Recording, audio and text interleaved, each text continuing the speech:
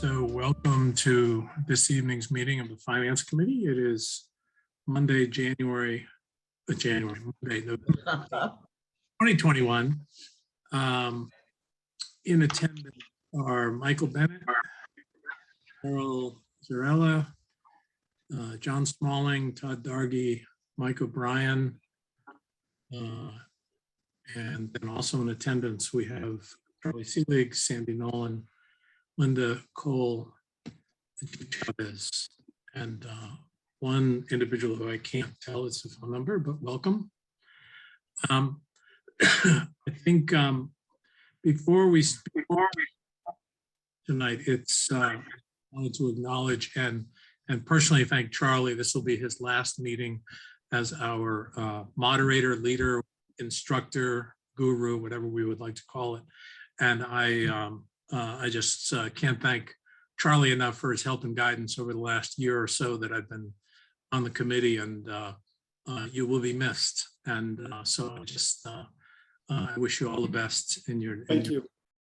I'm wishing everybody here the same. I mean, we'll talk in a few minutes, but it's not going to be an easy next few years here. I don't mean that for anything else. I'm just talking about finances. Yes. So thank you for that. Charlie, thanks for all your service to the town. Thank you. Second.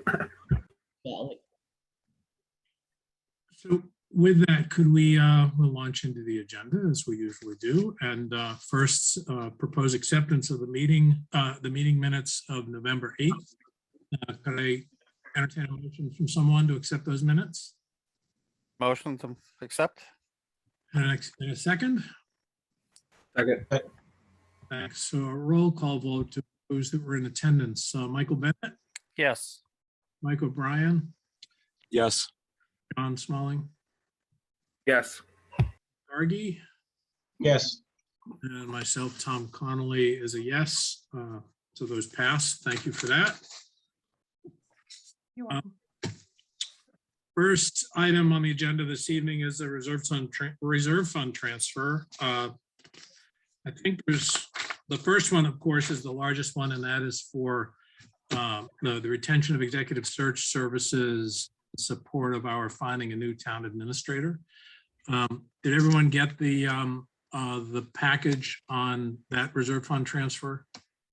Yeah. Okay. Yes. Any comments or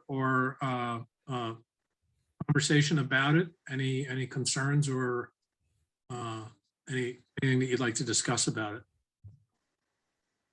I think it makes sense. I guess I just had one question though, is are we entertaining hiring an interim, I guess, until we were able to place? It seemed like the hiring would be, drawn out to, well, at least like March or so, right? Just looking at the timeline that was in the deck. So I was just curious, like, do we have an interim on deck, or are we planning to search for one, or kind of what the plan was around that?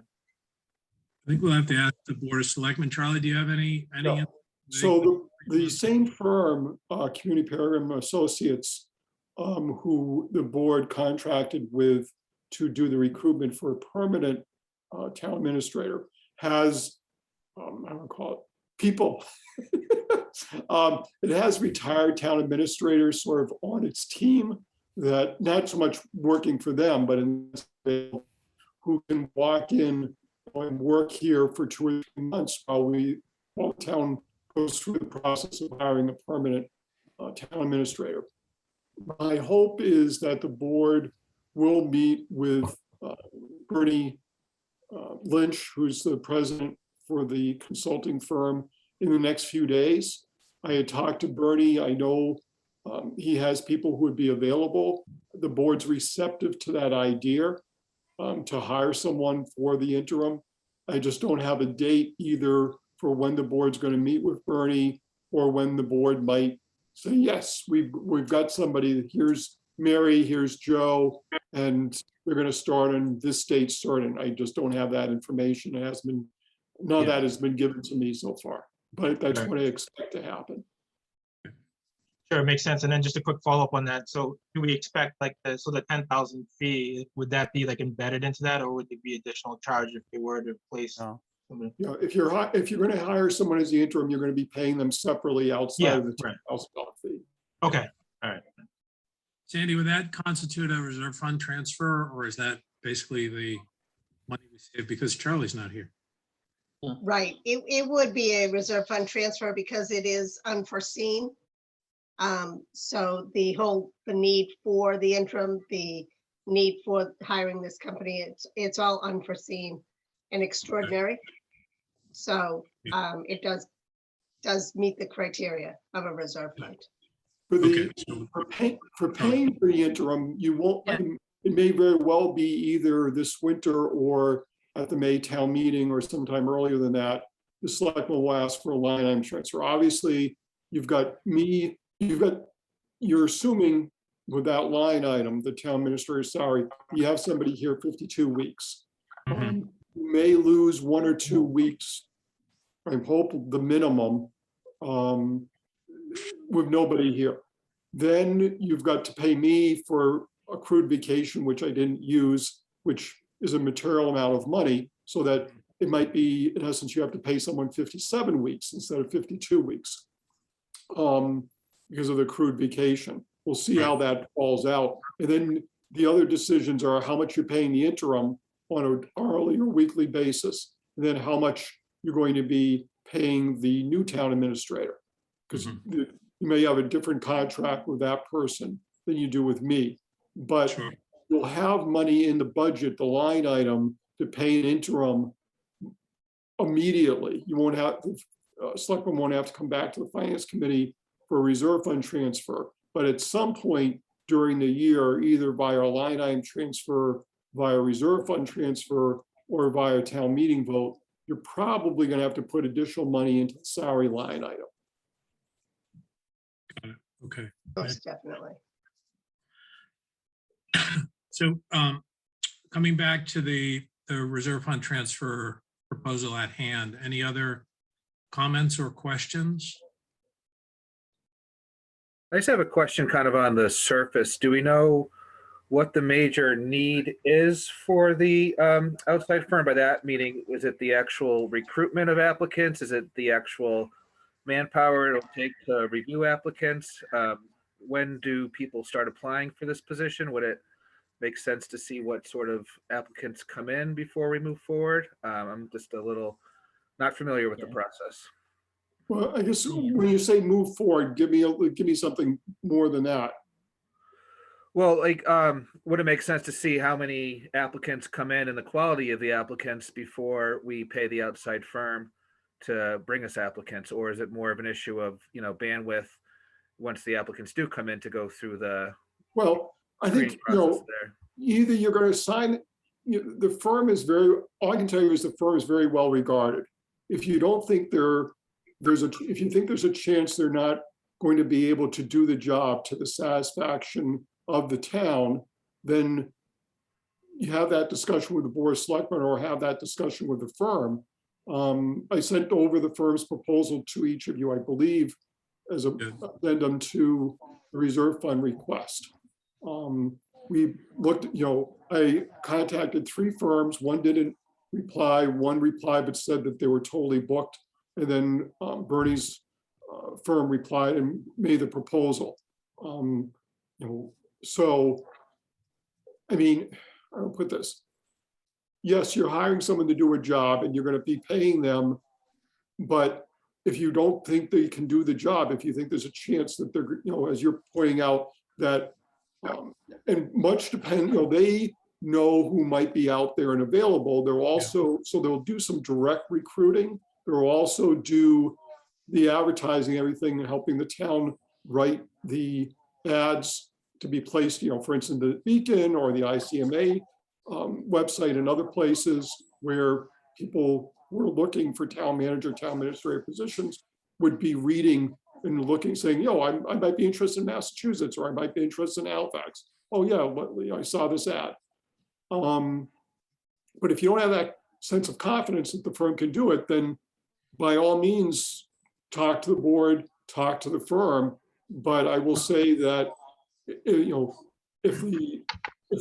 the idea is we need to delay until we're comfortable with them, take that under advisement, because not only are you holding off on the process of hiring a permanent town administrator, you're also going to be holding off hiring an interim. If I think, that's, John, also because of the caliber of the job, because a town administrator, it's not someone you want to just hire off the street. You want to make sure that they're fully vetted. It's the same way we did when we hired the police chief and the fire chief. We went out, we had a whole testing system set up. We used a recruiting company. Because the town administrator, that position is at such a high caliber, it's really advantageous for a town to use a firm like that, rather than just putting an ad in the paper and seeing who applies.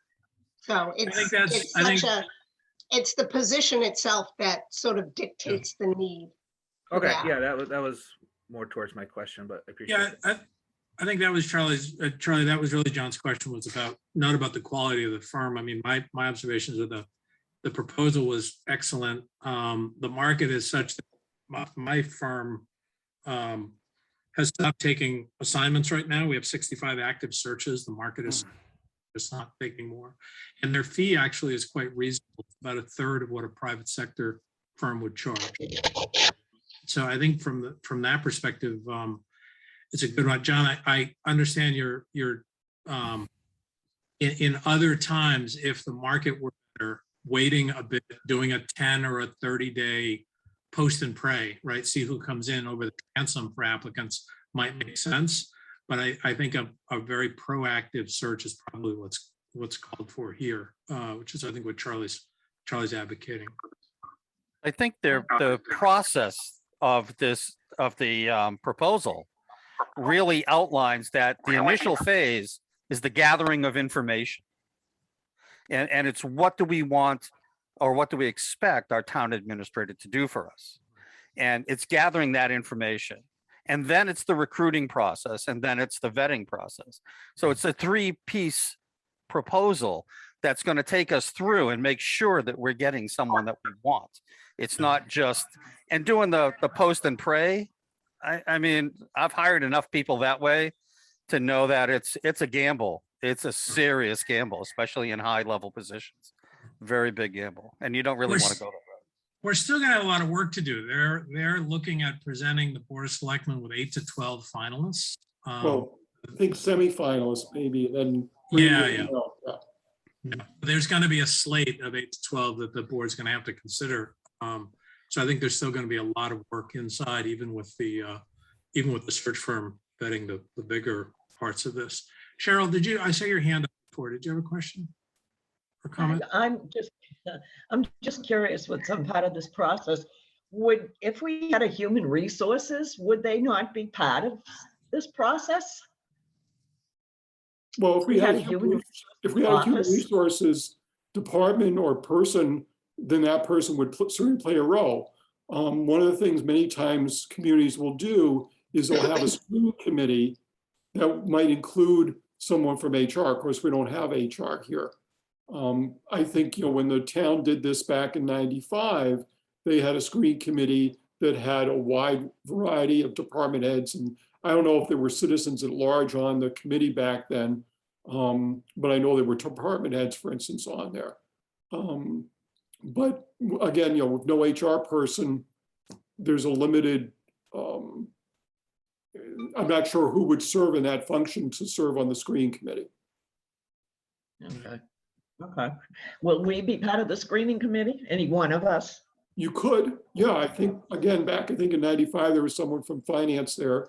I think you should put that into the selectmen and say, we'd like to be a part of the process. Could, we would welcome the invite to having a member of the finance committee on the screening committee, assuming there is a screening committee. I mean, that's something that the board of selectmen needs to work through with whatever outfit that is hired.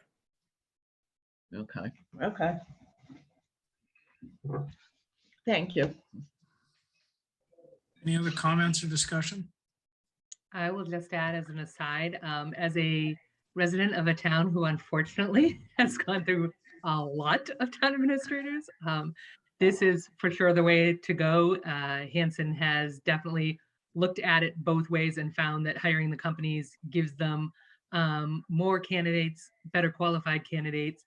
They know who's out there to be sought out, and then they try and bring somebody in that will match what the town's looking for, because there'll even be candidates who are just way too overqualified or want way too much of a salary or whatever the case is, and they tend to sort it down and kind of get you 10 to 12 or however many candidates that are reasonable. We went through the whole thing in Hanson too, and it turned out they just automatically go to the process of hiring the firm to have them come in and set it up, and then let department heads and FinCom members and stuff like that maybe come in at a later point to help interview the people. Okay, with that, can I ask for a motion to authorize the funds transfer requests in support of retaining an executive search firm on behalf of the Board of Selectmen to find Charlie's replacement? So moved. So moved. And a second? Second. Okay, roll call vote. Michael Bennett, Yes. Cheryl, Yes. Todd, Yes. John? John? John, yes. Sorry. Mike O'Brien, Yes. and myself, Tom Connolly, is a yes. So yes, we're move that one forward.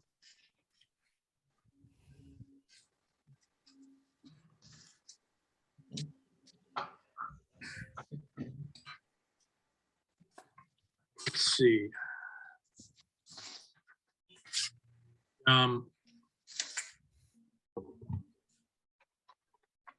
Next on the agenda was wage and personnel. Charlie, you sent through a recommendation for a 1% increase retroactive to July that was consistent with what the union negotiations did this year. We've collected preliminary data. I'm still in the process of doing what we talked about last week. I've priced about 30 jobs, but we have more that I want to price to be able to give you a fulsome representation of this.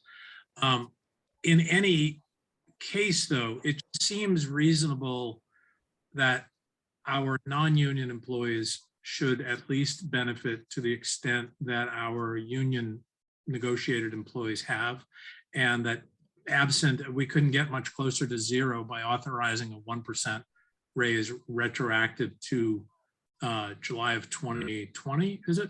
2021. July 21. 2021. So I wanted to open that up for discussion. The Finance Committee, we've been sort of procrastinating on this point because we wanted to do a really good job of collecting all the data, and I think we're close to that. But with Charlie has, as part of his sort of final due diligence, proposed that we consider a 1% increase that's consistent with what the union members have received. Yeah. Tom, just so you're aware, in terms of the time frame for all this, I'm doing this obviously, trying to check off my last few boxes here before I leave. This is really more proposal that would be before the Finance Committee and Board of Selectmen in January. My assumption is that you'll hold some sort of joint public hearing on possible wage and personnel amendments. Generally, it would be for the annual town meeting in May of 2022, when we're talking about changes for fiscal 23. However, the way the wage and personnel bylaw is written, it is allowable even at a special town meeting to vote to change the wage rates, so that you can do that for fiscal 22 at the special town meeting in May. So it's the same night as the annual town meeting. As you pointed out, for most of the unions, with the exception of the highway, but they've approved it, and that article is going to go to town meeting in May at the special. All the union outfits got a 1%. So certainly, by all means, if you want to discuss it tonight, that's fine. But in terms of a time frame of actual approving it, you probably want to wait until the hearing is held with the selectmen in January, and then you'll make recommendations to the special town meeting in May for this 1%. Then for fiscal 23, you'll have other proposed amendments that you'll be making recommendations about, both you all and the board of selectmen. Okay, that's good. So I'd suggest, with, of course, open the comments from the members here this evening. I think though with that time frame, we can finish up the due diligence that we're doing with the market pricing and the data that we have that we're collecting right now from the towns and from our pay scale resource, and we've got time. But now we've got it on the docket. That's sort of the proposal in hand, and then we've got time between now and January to discuss it further and increase it if the market data suggests that we're falling far behind, or go with the 1%. Does that work for everyone? Yeah. Yes. Good. Good. So, Charlie, related to this, could you explain the Juneteenth? Sure. Again, I'm doing my checkoffs. So for Yes. fiscal 23, I don't know what amendment might occur, but it's basically, hey, the town needs to worry about Juneteenth. Juneteenth is the new state holiday. It was signed into law back, I believe, last spring. And it actually was observed, celebrated in June this past, whatever number of months ago it is now, 5 months ago. It is a floating holiday, meaning it's not tied into a particular Monday or like Thanksgiving, the fourth Thursday of November. So it will move along in the calendar. Right now, because the state didn't want to mandate, because then you have to pay for it, municipalities to pay their employees for Juneteenth. Currently, under state law, we would simply close the offices. It's going to be observed in June of 2022 on Sunday. So we'll right now close town hall on that Monday. Nobody gets paid though. We're going to obviously get pressure from all the unions to have it as a paid holiday, as all the other state holidays are paid holidays. We did pay it out to everybody. I don't know that we did on non-union, but Sandy can correct me. But we basically sort of did a 1-year memorandum of agreement with all the unions to say, we're going to do it this year, but it doesn't mean that we're doing it in future years in 22 and 23, et cetera.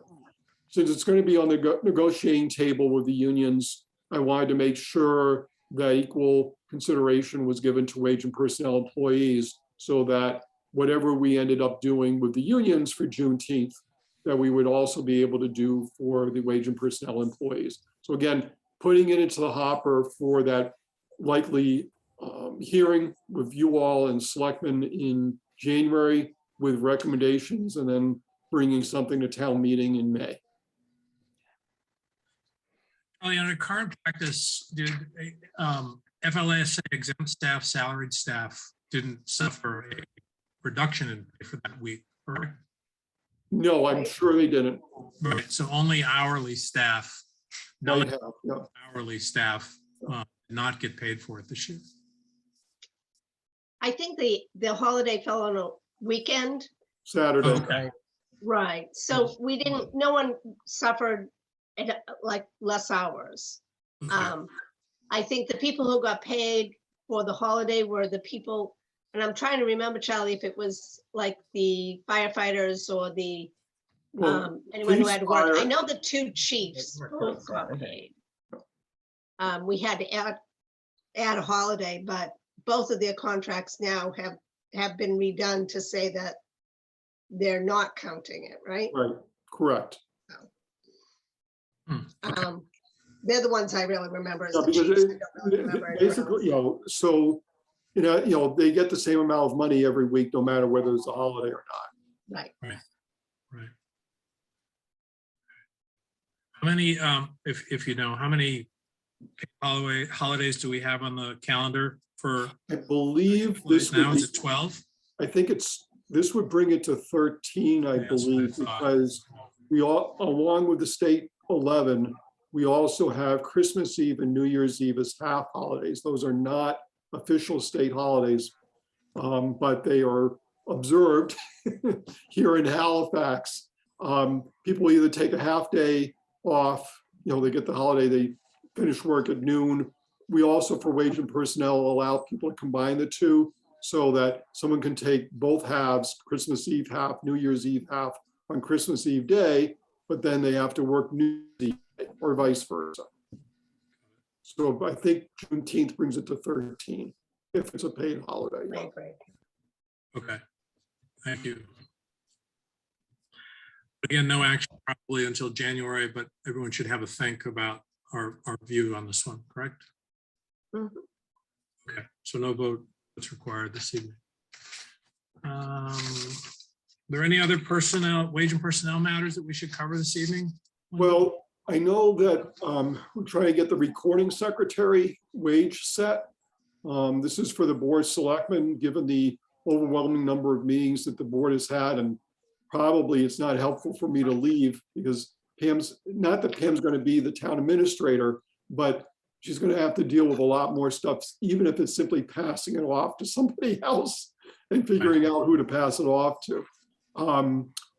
We're just way behind on getting the minutes created for the various meetings. And the idea is getting a recording secretary at a, not minimum wage of $7 an hour, but a fairly low wage to do that work.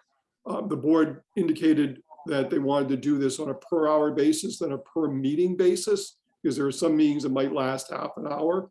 But the idea is that the person would be able to take the minute, not attend the meeting, but be able to watch the film, whether it's Area 58 or YouTube or some combination thereof, and get the minutes done so we can get some catching up, and Pam can be able to do other things in the meantime. I believe I've sent, or Pam had sent you, or some combination of wage rates from a number of other communities. The board, I think, was looking at either trying to do a recording secretary at grade 2, step 1, or possibly at grade 4, step 1. I think those are the relevant wages. I think. Pulling out the table, 1512 is step 1, grade 2. 1692 is step 1, grade 4. So I think the board was thinking about that. But again, wage and personnel bylaw, both the selectmen agreement by the selectmen and the finance committee allows for a setting of a temporary wage rate for a position until the next town meeting, so that we don't have to wait until May to get a wage rate set for a recording secretary. The two committees, the board and committee, can do that now. And if come May we want to continue to have that, then we either it doesn't have to be a graded position. The wage rates I've mentioned are those as an examples. We might not have a step system for this position. It might be just a straight, whoever you are, however long you've been doing this, here's the wage rate. So what should we do in order to facilitate the boards? It sounds like they need the recording secretary in particular now, Charlie. So in order to facilitate that, should we take a vote to authorize, that says we concur with this, the wage rate for it, and that basically delegates authority to the board to do what it needs to do? I would say so, yeah. I mean, Ashley is here on the call, but we don't have a quorum of the board tonight. I don't know if the board was going to, right now are posted to go to a Silver Lake Thursday meeting, but not a regular meeting of the board for this week at this point. So they might wait until the 23rd to take a vote about this, or have a majority come in for the 22nd. But if you folks vote, then I don't have to gather a quorum of the selectmen to meet with you. I just need a quorum of the selectmen at some future meeting to concur with whatever decision you all make. Can we frame a motion around either of these two, depending on the expertise and experience of the incumbent? That sounds like a good idea. Okay. So could we entertain a motion to authorize the Board of Selectmen, to concur with the Board of Selectmen, that in the finding of a recording secretary, we set a temporary wage rate that is between grade 2, step 1, and grade 4, step 1, which would be $15.12 per hour at a low and $16.92 per hour at a high. We get that motion? So moved. Second. Second. Okay, let's take a roll call. Let's take a roll call vote. Mike Bennett, Yes. Cheryl, Yes. John, Yes. Todd, Yes. and Mike O'Brien, Yes. and myself, Tom Connolly, is a yes, so that motion carries. I think that'll give the board the room it needs to do what it needs to do here. Cool. Okay. There was one other piece of correspondence that was wage and personnel related, having to do with police matrons. Yes, I just want to regularize the pay rate. Right now, we have a specific ungraded position, police matron. We also have the ability to have people who are working for other positions for the town receive whatever rate of pay they receive in their normal, day jobs per se. What I'd like to see, I think the best thing would be is if we're going to be paying people different rates for the matron, I'd rather see everybody be paid the same rate, even if they've got a day job.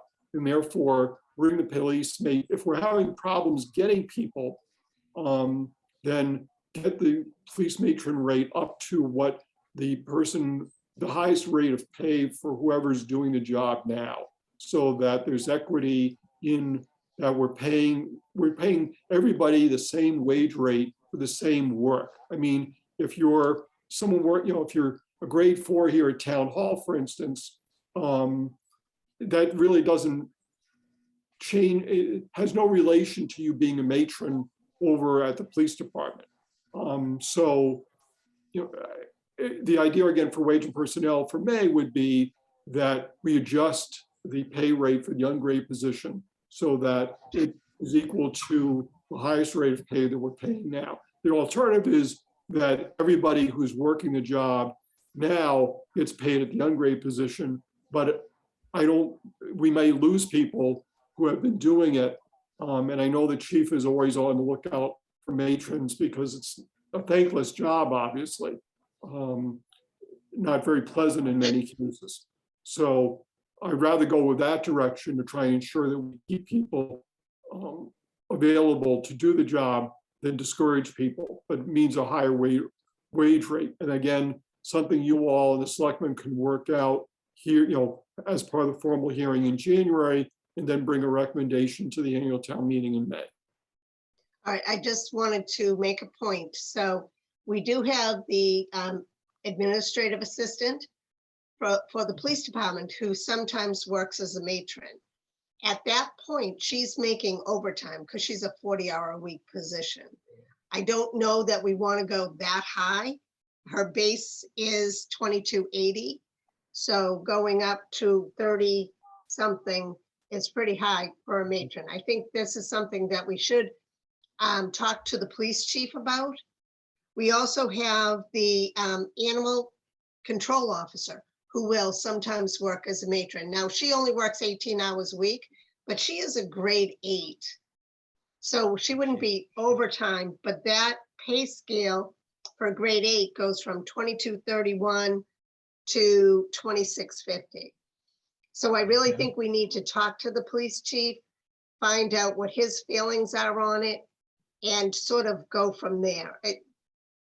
I'm not against, I believe what Charlie said is right, but I think we need to consider everything. Okay. You're basically describing the converse of this, right? We don't want to limit people's pay because they already work for the town, but by the same token, paying an excessive rate for this job doesn't sound quite responsible. Do I have that right? Right. So I'm just saying, that's why I think we need to talk to the police chief.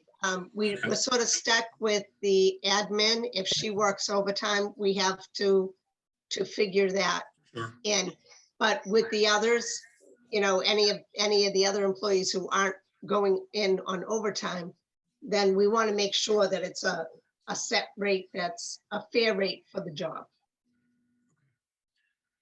Linda, perhaps we put this, in my experience, is the first time I've ever been in a finance committee meeting without Chief Chavez.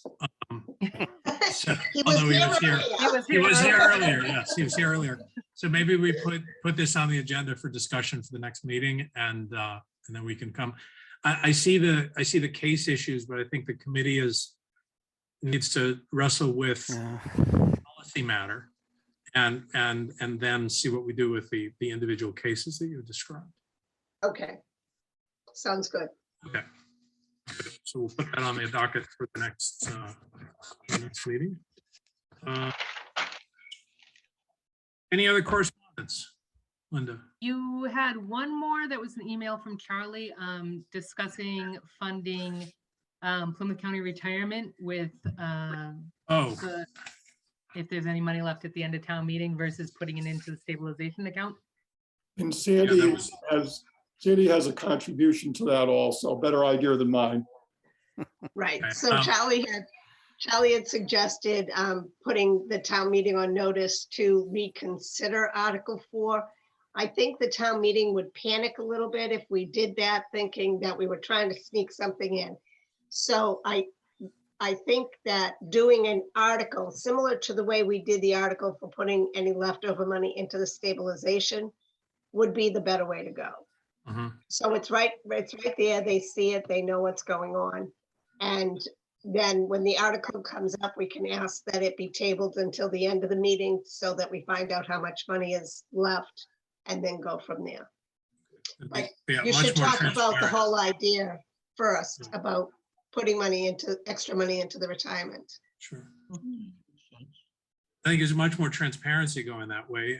With the proposal that Charlie sent over, the only question I had, because it seems to make eminent sense to take advantage of the investment strategy to get us out ahead of this short funding that we have. Is there the markets can go both ways on us. Is there a fiduciary consequence to the committee or the Board of Selectmen if the investment strategy doesn't pan out? I don't see it as such. I mean, the amount of money that we might put in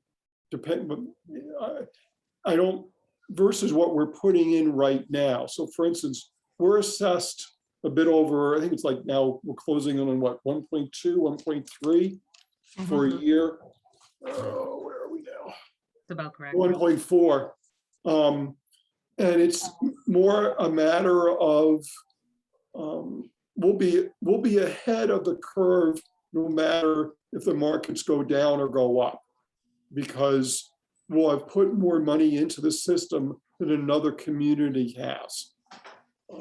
So I understand what you're saying, but we're also not making the investment decisions on that money, either 1.4 that we would normally be assessed, for instance, this year, or any additional money we would put in.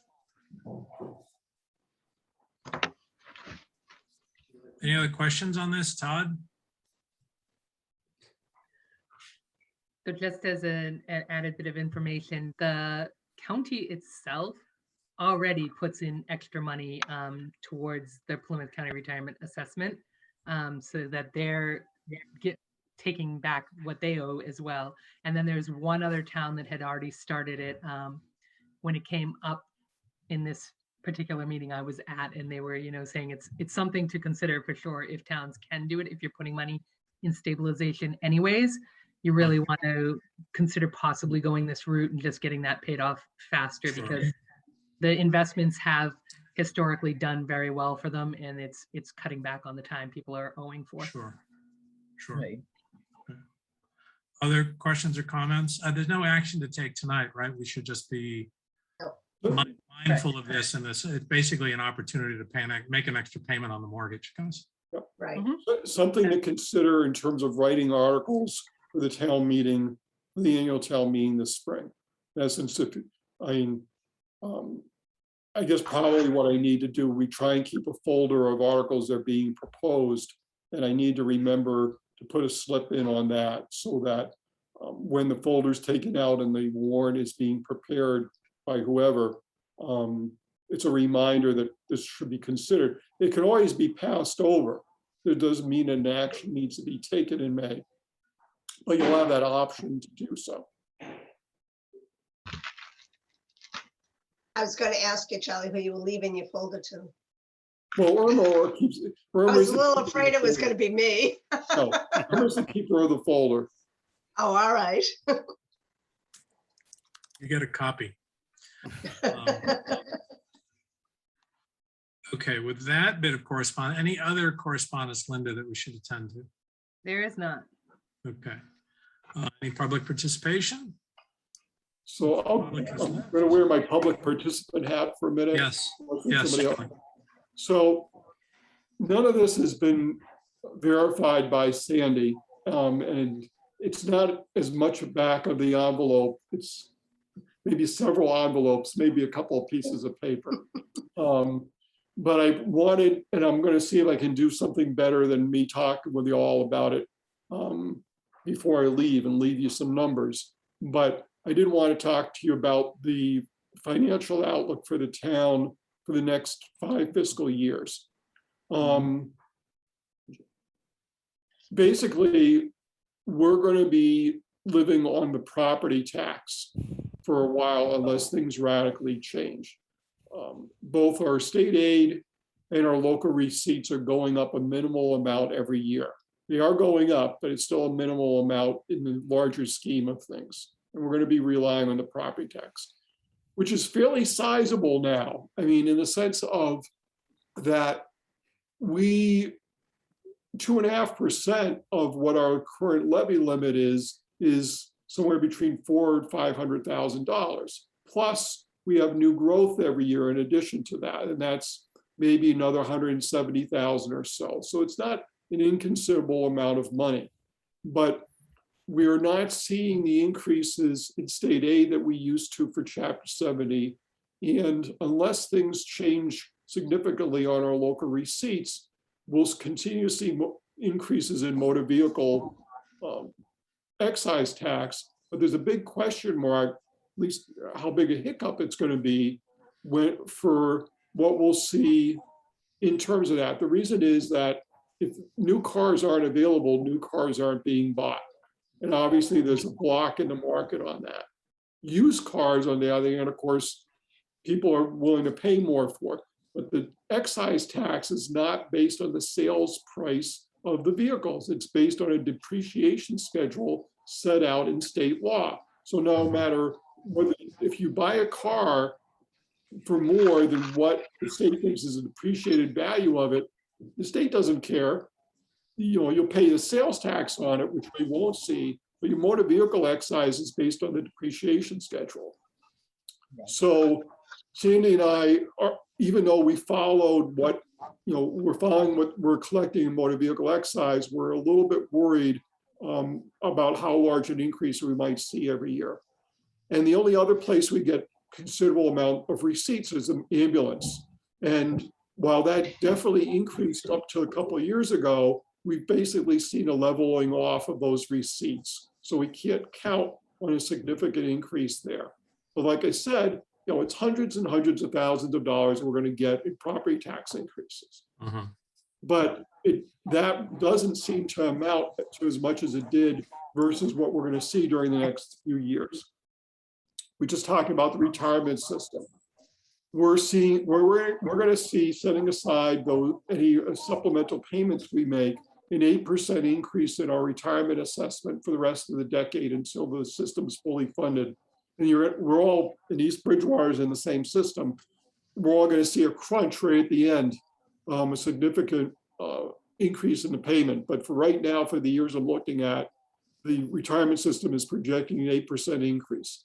That is over $100,000 every single year up from where it is. So that year one, fiscal 23, we're going to see a $117,000 increase over where we are right now. The following year, it adds up to 243. The following year, it adds up to 379, et cetera. So there's a big problem there. Health insurance, I've put in a number of 4%. I don't know whether it's realistically low, realistically high. We've seen percentage increases lower than that for the last several years, but we may end up seeing a pent-up demand in the usage. And we're self-insured through Plymouth County in the sense of not Plymouth County, but the Mayflower Municipal Health Group. So if they see claims go up, premiums are going to go up in the long term. They have a sizable surplus that will take the edge off. There's only so much they can do with that surplus. We're seeing cherry sheet charges for charter schools and for school choice go up, along with other charges. Those are going to continue to go up. We have unfunded contracts, because even though we left town meeting with something like 230,000 in unused levy capacity, what it really means is that we still have a patrol officer contract for, let's say, $44,000 that will eat at that. We've got a highway contract. We've got that 1% for the wage and personnel employees, all of which, when you're factoring fiscal 23, needs to be put in before you do anything else. The big headache is going to be Silver Lake. We're getting triple whammied there. One is just a simple increase in the budget, even at 2% a year, it's a sizable amount of money. The charter school assessment that comes out of the Chapter 70 money, Silver Lake is going to try and recoup that from the assessments from the 3 towns. And if that can, we saw a lull from fiscal 21 to fiscal 22 in the amount that the state said we were going to have to send to the charter schools. If that doesn't hold up, if it goes back to where the increases were the last several years, we're all going to get hit with that. The third area is sort of the big looming problem, is the percentage of students. We went from 30.7% for October 1st of 20 to 30.8% for this October, a month ago, which is fine. I mean, it's better than we expected. 0.1% you can deal with. Sure. And in next year, fiscal 23, next year, fiscal 23, that percentage is going to be reflected in the assessments for fiscal 23. Then next October 22, we'll do the population again. Right now, the projection is 30.9, doable. We're all going to get hit, at least Halifax is going to get hit when we get into October 1st of 23. The projection for students is 32.3%. So you can, if you say, well, it's only a 1.4% increase, except it almost works out by itself to be a 4.5% increase in our assessment before anything else happens. And when you know that the school budget at Silver Lake is $26 million, and you know they're not getting any more state aid, virtually nothing, and they're losing money really because of the charter school, that percentage amounts up to hundreds of thousands of dollars. Sure. We're going to go to 33.1, back to 32.9, and then start going back down again. But in a couple of years, fiscal 25, we're going to get really, really hit here in terms of how much we're paying into Silver Lake because of the change in the population, because of the change in the budget going up every year, and the change in what we're losing because of charter. This coming year, fiscal 23, we would have, before any pay raises, any general across the board pay raises, but noting all the things I've mentioned, where we would get money from and where we would spend money from, we probably have about as much money in the unused levy capacity before pay raises, maybe 263,000 according to my initial number. That's before pay raises for fiscal 23. And then fiscal 24, we're still in decent shape before any pay raises. We're going to start losing that cushion in the following years, but again, before pay raises. The problem is that once we start putting in pay raises each of those years, we will reach the point where we're running deficits in terms of the projections of what will be available in revenues, what we know in those categories that I mentioned are expenditures, and then any pay raises. And there are obviously other factors at work. This does not include any other line items. This is the ones I just mentioned: Silver Lake, retirement, special ed health insurance. that's it. I didn't look at every single line item for a projected increase. So it's going to be very easy to draw down your unused levy capacity. We've tried to maintain it at 303,000 for a few years. Unless if we don't do any pay raises, you can maintain that for a couple more years, but you won't be able to do it after that. It's going to have to go down even before pay raises. Once you introduce pay raises, you can't maintain it at all. Inflation is not a subject that has been a worry when we've had all these discussions for a long, long time. Luckily, most of the money the town spends isn't on things that are tied specifically into inflation. We don't spend, relative to a $26 million operating budget, a lot of money on gasoline, a lot of money on electricity, a lot of money on supplies and materials. Most of our money goes to paying people, which we have some control over what those amounts are. It goes to paying debt, which is we know what's going to be years in advance, in a few other areas, so that it doesn't have a direct impact immediately necessarily on the entire budget. Like, we go back to those personnel and the salaries and the salary increases. I think we're going to have a huge amount of tension between Proposition 2.5, and it's worked for so long because for a number of decades, the inflation rate has been very, very moderate, and that plus significant increases in our revenues over the years have been able to balance things off. But if we see inflation stay up there at 5 or 6% for a considerable amount of time, whether it's union or non-union, we're going to get a lot of pressure coming back to say, those twos, that one that you just gave us, those twos that you gave us a few years ago, that doesn't work for us anymore. We want to see a cost of living increase or an equivalent phrase that's equal to what we're having to pay when we buy gasoline, or when we buy milk and everything else. I don't have a solution for that. I'm just raising that as a potential issue, that it doesn't matter which community you're going to be in, it's going to be a challenge. Like I said, none of this is vetted yet. I need to go over most likely with Sandy, but my point is that I would be very careful about pay raises for the next couple of years, not because we can't afford at least a minimal level, but what it does is, starting in fiscal 25, 26, 27, placing us, the hole that we'll have dug is going to be larger already. We're going to already have a hole, but each pay raise is going to dig that hole a bit deeper. And it's going to be hard to argue about whether we have the money today. We do. The problem is, if you want to continue those pay raises of 2% every year or 1% every year, long term, you won't be able to. You might be able to do it for 1 or 2 more years, but and do nothing else. No other increases in a budget. But you're not going to be able to do it forever. So I'm sorry to give you, this pessimistic view the last time I'm meeting with you, but you'll have your budget meeting with the selectmen in a couple of weeks, either I assume on the 29th.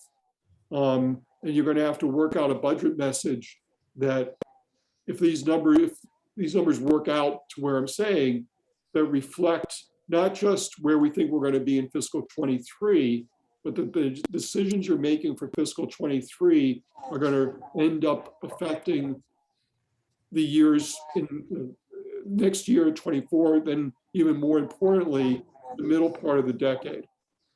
I'm not going to send you the spreadsheet tonight. I need to, like I said, get these numbers vetted, but I'll try and get it to you with more of an explanation later this week before I'm out of here. Questions for Charlie? I got a couple, but let the committee go first. Okay. So Charlie, on those school numbers, is that static? Is that static demography that you were working with? Or, for example, if we get Yeah, I mean, I'm taking what we know in the sense that we know how many kids are in fifth grade, for instance, in each of the school systems. And I'm just moving those kids. Now, obviously those numbers change in move-ins and move-outs. And some, we may see, for instance, for Kingston, we may see the percentage against change because possibly more kids from Kingston go to charter schools, and we won't see the actual number for that until they're in 7th, 8th, or 9th grade. But I go with what we've got so far, and so it's simply moving the cohorts along for each year. Okay, thanks. But it doesn't consider, good news is we've got young families moving into town. The bad news is we got young families moving into town. So that's gonna just. Right. So just curious about that. Whereas, in your opinion, is there a leg of the stool missing? You've described to us, do we have a revenue problem or expense problem? And the question is, I've heard talk at the AGM and at others that we've got a revenue issue, that our attitude toward commercial, industrial, and retail is putting us at a distinct disadvantage. And I think this committee has got to be the realists on that. I don't have a point of view one way or the other. I love our town with the current kind of bucolic environment that we've got here. But is that part of the problem, that we just don't have a third or a fourth revenue leg? Well, the revenue from that would just come from the property tax. I mean, so what we're hoping to do would be to have a larger tax base to assess those dollars, so we would be able to collect more dollars without going back to the residents, for instance, and the businesses are already here. The problem is, and we've known this for a while now, setting aside attitude about business in Halifax, which can be changed, but there's, how to put it, I think people's views on that, as you're pointing out, differ as to, are they willing to live with fewer services in order to have that bucolic town versus having a busier town, but having more revenue available. The big question mark is going to be on the marijuana. I'm fairly sure we'll get one of them operating sometime next year. Then we may end up with a few more. And the revenue stream for that would be material as part of the budget. The question is going to be how volatile those revenues are, because we don't know how many of those places are going to operate, how many are going to stay in operation, what the prices are going to be for marijuana, in that what the town's going to receive is the 3% sales tax. Forget about the community impact fee for a moment, because there are all sorts of legal questions related to that. And that's not one way or the other. I suspect within 5 years, when we sign new community, host community agreements with any of these firms, that on a practical basis, the community impact fee is going to disappear. But the sales tax even, it's like dealing with oil and gasoline prices. I mean, it was $4 a gallon back in 2008.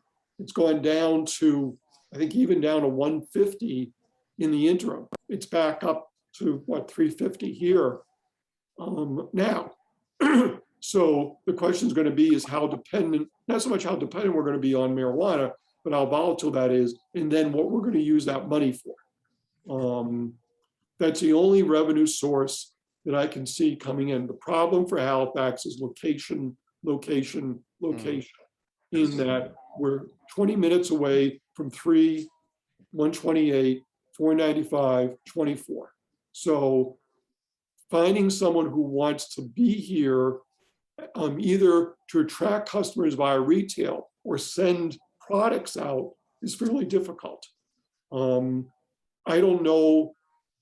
We're going to see the incremental things like O'Reilly's Auto Parts, which might seem hilarious, but it was probably the largest commercial development in Halifax this past year.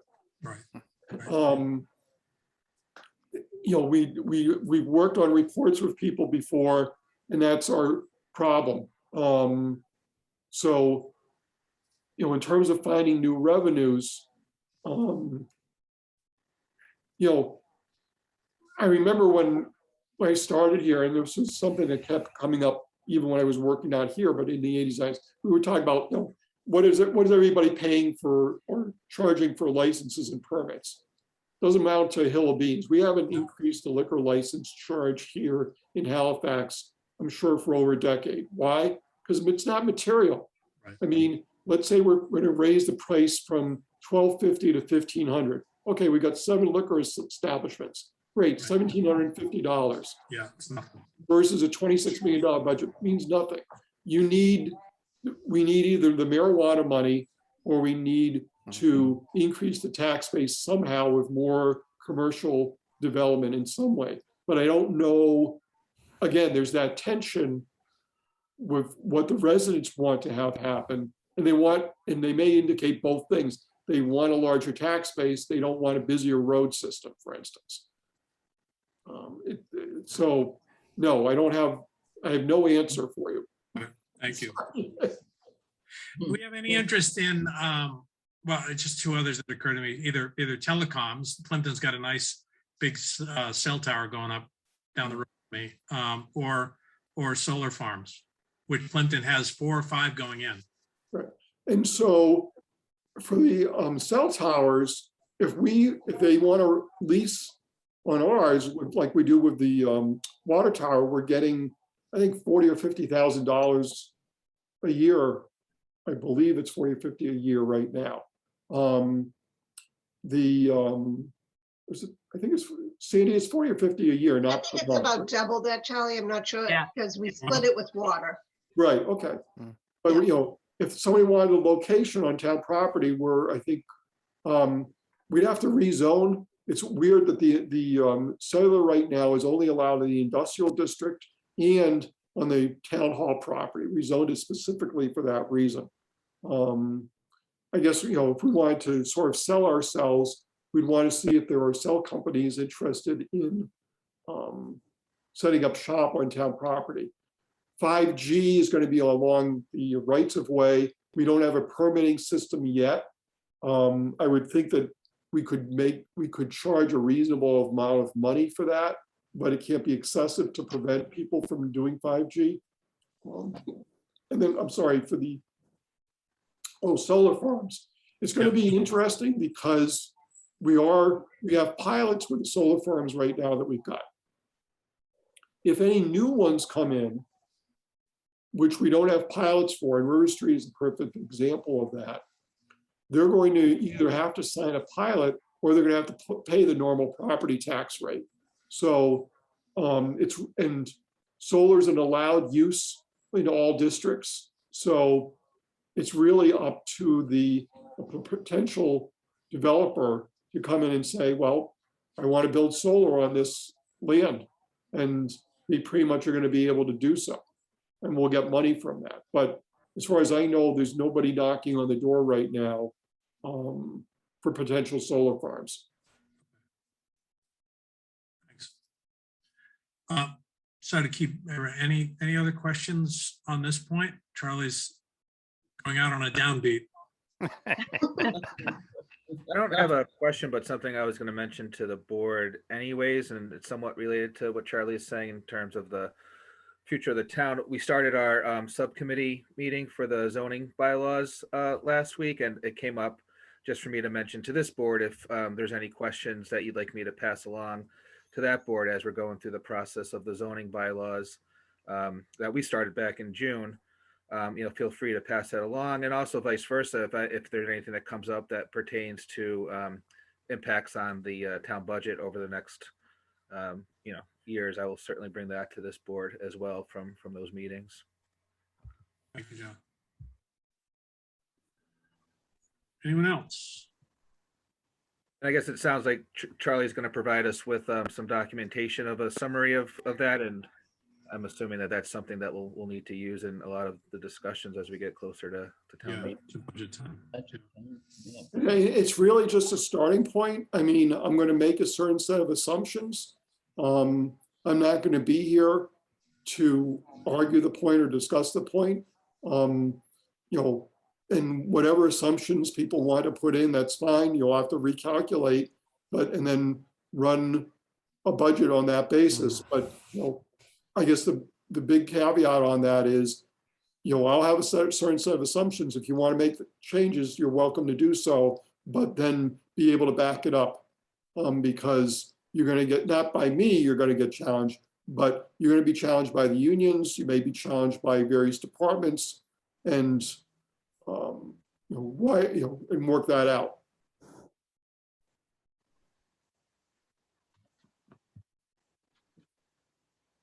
We'll incorporate his assumptions into the FinCom budget that I do, the multi-page thing, so that we have, we'll know where we're standing. This is why we're making this assumption, that type of thing. All right, any other businesses? Maybe just a question about calendar, guys. Next week is a holiday week, sort of. The following Monday, it looks like we're in a joint session with the Board of Selectmen.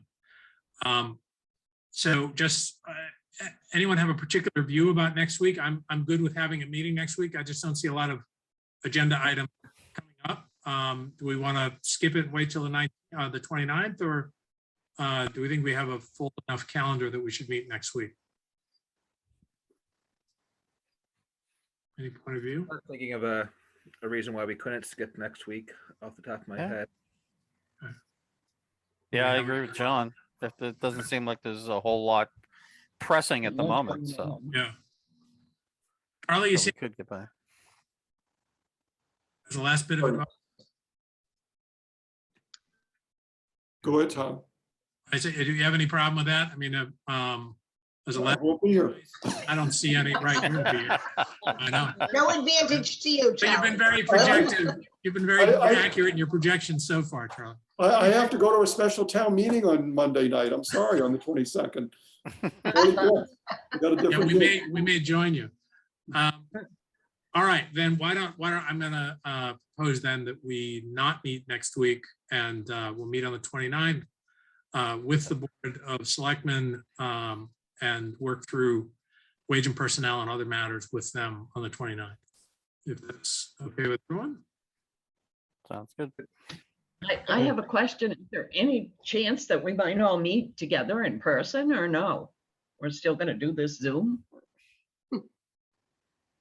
I'm open to it. Why don't we, I think what we had said was let's get through the initial budget meetings, and then I think having some combination of the two is probably what's going to work for everyone. It's a struggle for some of us to get home in time for this, or as last week I did it from the office.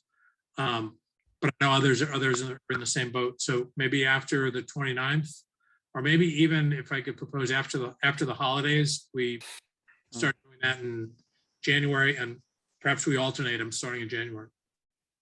Okay. That would be Yeah, good. that might be good. Yeah, all right. Okay, a motion to adjourn, So moved? second, Second, and a roll call vote. Mike Bennett, Yes. Todd, Yes. Cheryl, yes. Mike O'Brien, Yes. John Smalling, Yes. and myself, Tom Connolly. That motion carries. Thank you, everyone. Charlie, Thank all you. the best. We hope to Good luck, see you Charlie. around. Thank you. Have a nice Thanksgiving, everyone. You as Good well. night. You Happy too, Linda. Thanksgiving.